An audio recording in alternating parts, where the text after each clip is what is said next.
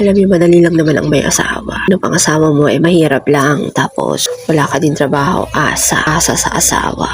Pero yun na, madali lang kasi naranasan mong hindi mag-shampoo ng ilang araw, mag-toothbrush ng gamit ang asin, ano pa ba, magsabon ng maligo ng hindi nagsasabon. Ganun lang.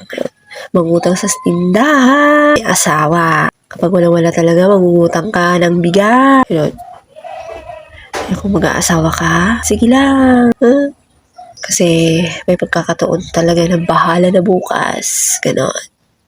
Kapag may pera ka, bahala na bukas. Kasi pagdating, babayad mo sa utang, next sa sahod, wala na naman.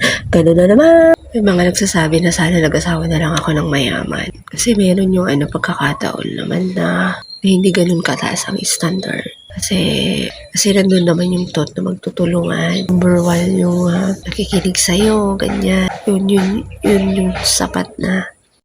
Number one talaga, hindi ko inisip yung yung parang wealth sa pagpili ko. Kasi nakikinig na asawa, kahit walang masyadong kayamanan, basta masipag, responsable. Yun, yun. Kaya yung talagang struggle namin, yung talaga naging problema naman namin yung kahirapan. Lalo't yung asawa ko is minimum. Kung ano talaga pinagkakasya namin, kulang syempre. Pero sa isang mag-asawa talaga hindi naman perfecto. Sa pagsasama namin yun yung naging mahirap sa amin yung bira naman kami mag-away. Walang perfectong buhay. Pero yung iba talaga nagkakaroon ng problema.